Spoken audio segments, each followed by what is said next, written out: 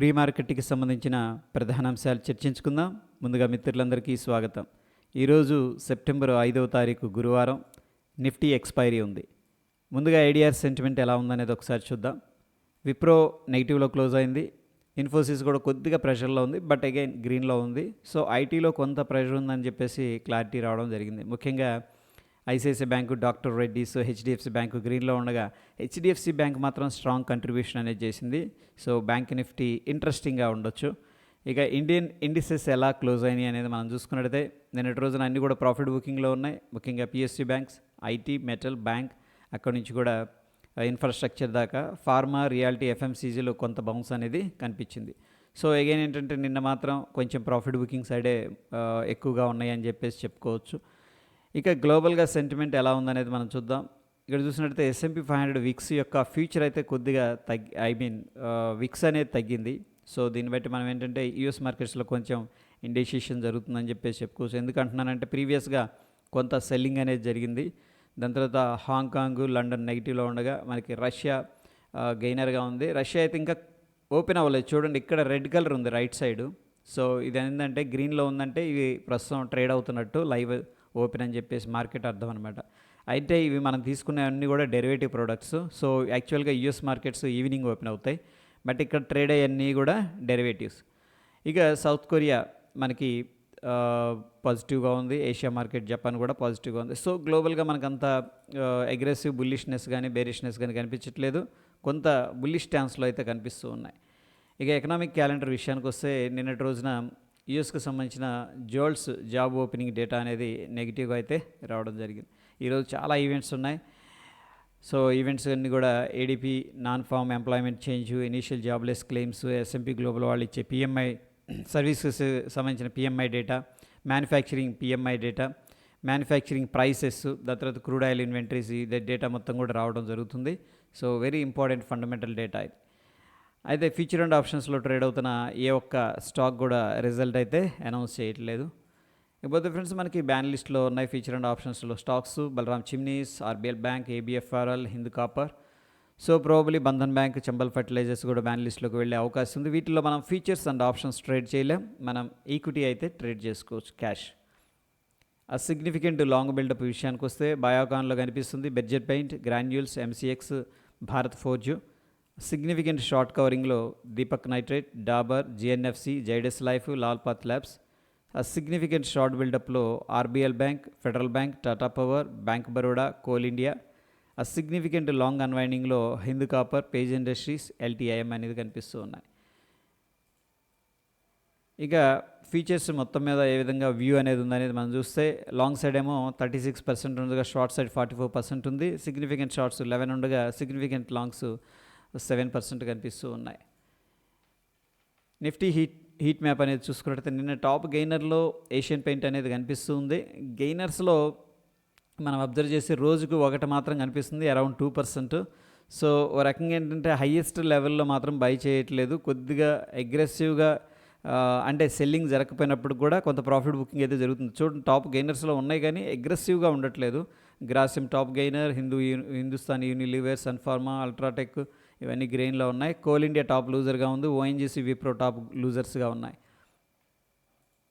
ఇక మనం చూసుకున్నట్టయితే నిన్నటి రోజున ప్రైస్ డ్రాప్ అయింది, ఓపెన్ ఇంట్రెస్ట్ రైజ్ అయింది. అందుకని షార్ట్ బిల్డప్ అనేది చూపిస్తుంది based on the open interest and price interpretation ప్రకారం.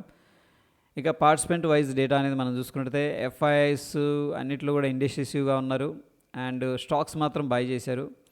ఇక ప్రొపరేటరీ విషయానికి వస్తే వీళ్ళు ఇండెక్స్ ఫీచర్ షార్ట్ చేశారు, స్టాక్ ఫీచర్ ఏం బై చేశారు. ఇండెక్స్ ఆప్షన్స్ అగైన్ ఇండెసిసివ్గా ఉన్నారు. క్లయింట్ లెవెల్ డేటా అనేది చూసుకున్నట్టయితే బుల్లిష్గా కనపడుతుంది. ఇక DIS విషయానికి వస్తే ఇండెక్స్ ఫీచర్స్, స్టాక్ ఫీచర్స్ రెండు షార్ట్ చేశారు. స్టాక్స్లో మాత్రం కొద్దిగా బుల్లిష్గా ఉన్నారు. సో ఏంటంటే పెద్దగా యాక్టివిటీ అనిపించట్లేదు. ఓకే, ఎనీహౌ ఇక్కడ FIIs డేటా అనేది మనం చూసుకున్నట్టయితే 957 కోట్లు క్యాష్ మార్కెట్లో బై చేశారు. DIS 97 కోట్లు క్యాష్ మార్కెట్లో బై చేశారు. ప్రస్తుతం అయితే మార్కెట్ గ్యాప్ అప్ అయింది ఫ్రెండ్స్. అయితే మనకి ఇంపార్టెంట్ రెసిస్టెన్స్ లెవెల్స్ విషయానికి వస్తే 25,400, దాని తర్వాత 25,365 అని చెప్పేసి చెప్పుకోవచ్చు.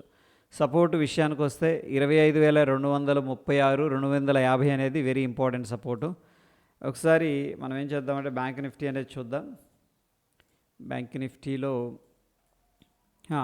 దీంట్లో కూడా ఒకవేళ గ్యాప్ అప్ అయిందంటే మనకి 51,879 ఇంపార్టెంట్ రెసిస్టెన్స్ లెవెల్, దాని తర్వాత 52,070 అని చెప్పేసి చెప్పుకోవచ్చు. సపోర్ట్ విషయానికి వస్తే మనకి 51,370 అనేది ఇంపార్టెంట్ సపోర్ట్. ఇక ఇండియా విక్స్ అనేది మనం చూసుకున్నట్టు ప్రస్తుతానికి 3.86% ఎక్కువగా ఉంది. అంటే డెఫినెట్గా ఆప్షన్ ప్రీమియమ్స్ కొద్దిగా పెరిగి ఉంటాయని చెప్పేసి అర్థం చేసుకోవచ్చు. డాలర్ ఇండెక్స్ అయితే ప్రస్తుతం సెల్లింగ్ ప్రెషర్లో కనిపిస్తుంది. అంటే ఇంతకుముందు ఏంటంటే అగ్రెసివ్గా పైకి వెళ్ళింది, కొద్దిగా రిట్రేస్మెంట్ తీసుకుంటుంది. And Dow Jones industrial average మనం చూసుకున్నట్టే మొన్నటి రోజున ఏంటంటే 3rd సెప్టెంబర్న సెల్ ఆఫ్ జరిగింది, కానీ అక్కడ నుంచి కొద్దిగా పాస్ అయితే తీసుకుంటుంది టెంపరీగా. బట్ ఇదైతే very good cell of candle అని చెప్పేసి చెప్పుకోవచ్చు. అండ్ నిన్నేం జరిగిందంటే నిఫ్టీ 50 గ్యాప్ డౌన్ జరిగింది, పైకి వెళ్ళింది. ఈరోజు కూడా గ్యాప్ అప్ అయ్యే అవకాశం ఉంది. బ్యాంక్ నిఫ్టీ అయితే మనకి ఇక్కడ చూడండి ప్రీవియస్ ఒక స్ట్రాంగ్ అప్సైడ్ మూవ్ వచ్చింది, బట్ నిన్న ఇండెసిషన్ క్యాండిల్ లాగా అనిపిస్తుంది. నిఫ్టీ ఏమో చాలా రికవర్ అయింది, బ్యాంక్ నిఫ్టీ మాత్రం ఇండెసిషన్ క్యాండిల్ ఉంది. సో హెచ్డిఎఫ్సి బ్యాంక్ చూద్దాం, పార్టిసిపేట్ చేస్తే బ్యాంక్ నిఫ్టీ అనేది లిఫ్ట్ అవ్వచ్చు. ఓకే, ఇక గిఫ్ట్ నిఫ్టీ విషయానికి వస్తే ఒక పాయింట్ అనేది మనం అండర్స్టాండ్ చేసుకోవాలి. చూడండి ఇక్కడ గిఫ్ట్ నిఫ్టీకి మన నిఫ్టీకి ఒకసారి కంపేర్ చేద్దాం. ఎందుకు కంపేర్ చేస్తున్నామంటే దీనికి న్యాచురల్గా ఒక 20 to 30 పాయింట్స్ డిఫరెన్స్ అనేది కనిపిస్తుంది. ఇదేమో బ్లూ కలర్లోది గిఫ్ట్ నిఫ్టీ అనమాట ఫీచరు, ఇదేమో మన Nifty future, current Nifty future మంత్ది. అందుకని డిఫరెన్స్ అనేది కనిపిస్తుంది.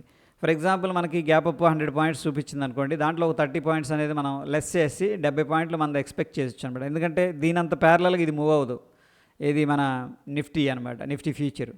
ఓకే, అది ఒక 30 పాయింట్స్ అప్రాక్సిమేట్ 25 పాయింట్స్ అనేది మనం బఫర్ అనేది ఇవ్వాల్సి ఉంటుంది. ఓకే, సో ప్రస్తుతం మనం చూస్తే గిఫ్ట్ నిఫ్టీ ఏమైందంటే మళ్ళీ స్ట్రాంగ్ గ్యాప్ అప్ అయింది. ఓకే, ప్రీవియస్గా ఇక్కడ క్లోజ్ అయింది 266 దగ్గర, అక్కడి నుంచి కూడా గ్యాప్ అప్ అయింది. గ్యాప్ అప్ అయిన ప్రస్తుతానికి మనం చూస్తే 25,370 దగ్గర ట్రేడ్ అవుతుంది. ఓకే, కొద్దిగా గ్యాప్ అప్ అయింది, ఆ గ్యాప్ అప్ అయిన తర్వాత కూడా కొద్దిగా పైకి వెళ్ళింది. సో ఎనీహౌ మనం కరెంట్ ప్రైస్ అనేది చూస్తున్నాం. అండ్ మన నిఫ్టీ అనేది చూసుకున్నట్టయితే 25,247 అంటే రఫ్గా 250 తీసుకుంటున్నాను. సో ఇక్కడ మనకి 120 పాయింట్స్ డిఫరెన్స్ కనిపిస్తుంది పాజిటివ్గా. So based on the gift Nifty ఏంటంటే మనం గ్యాప్ అప్ అనేది ఎక్స్పెక్ట్ చేసుకోవచ్చు. ఇప్పుడు ఎంత ఎక్స్పెక్ట్ చేయొచ్చు, ఇదేమో 120 పాయింట్లు చూపిస్తుంది మనం చూస్తున్న సమయానికి. మనం ఏంటంటే ఒక 20-30 పాయింట్లు తీసేయాలి కదా, దానంత ప్యారలల్గా లేదు. కాబట్టి మనం అట్లీస్ట్ ఒక 80 నుంచి 100 పాయింట్స్ అయితే గ్యాప్ అప్ అనేది ఎక్స్పెక్ట్ చేసుకోవచ్చు. సో ఇక మనకి ఈరోజు కొన్ని స్టాక్స్ అనేది రేడార్లో పెట్టాల్సి ఉంది. ఆర్ఐఎల్ అంటే Reliance Industries Limited, Suzlon, Exide, Sona, BLW, Precisions, General Insurance, సికాజన్ ఇండియా. ఈ యొక్క లింక్ అనేది నేను టెలిగ్రామ్లో షేర్ చేస్తాను. అండ్ టెక్నికల్గా సమరీ ఏం చెప్తుంది అనేది మనం చూసుకున్నట్టయితే నిఫ్టీ బ్యాంక్ అనేది స్ట్రాంగ్ బై అనేది సజెస్ట్ చేస్తుంది. అండ్ బ్యాంక్ నిఫ్టీ వచ్చేసరికి మనకి స్ట్రాంగ్ బై. బ్యాంక్ నిఫ్టీ టెక్నికల్గా సమరీ అనేది మనం తీసుకున్నట్టయితే డైలీ టైం ఫ్రేమ్లో స్ట్రాంగ్ బై అనేది సజెస్ట్ చేస్తుంది. నిఫ్టీ 50 కూడా స్ట్రాంగ్ బై అనేది సజెస్ట్ చేస్తుంది. సో ఫ్రెండ్స్, మనం చూసుకున్నట్టయితే నిన్నటి రోజునేమో గ్యాప్ డౌన్ జరిగింది, గ్యాప్ కవర్ చేశారు. అగైన్ ఈరోజు గ్యాప్ అప్ అవుతుంది. సో ఏంటంటే ఈరోజు మార్కెట్ కండిషన్ ఎలా ఉండొచ్చు అంటే ఒక సైడ్ వేస్ యాక్టివిటీ అయితే మనం ఎక్స్పీరియన్స్ చేసే అవకాశం ఉంది. ఎందుకంటే గ్యాప్ డౌన్ జరిగి వస్తూ ఉంది కాబట్టి ఇంపార్టెంట్ రెసిస్టెన్స్ లెవెల్స్ దగ్గర ప్రాఫిట్ బుకింగ్ అయితే చేసుకునే స్కోప్ అయితే కనిపిస్తుంది. అండ్ గ్లోబల్గా కూడా మనకు అంత స్ట్రెంత్ ఏమి కనిపించట్లేదు, బట్ ఇండెసిషన్ నుంచి కొద్దిగా మోడరేట్ బుల్లిష్ అనేది కనిపిస్తూ ఉంది. సో ఈ స్టాన్స్లో ఏంటంటే మనం ఒక ఇండెసిషన్ మోడ్లో వెళ్తే బాగుంటుందని చెప్పేసి అనిపిస్తుంది. So that is all about pre market report friends. మీ యొక్క లైక్ ద్వారా సపోర్ట్ అనేది మన ఛానల్కి తెలియజేయండి. మరొక ఇంట్రెస్టింగ్ ఎపిసోడ్తో మళ్ళీ కలుసుకుందాం. స్టే ట్యూన్ ఫ్రెండ్స్, ధన్యవాదాలు.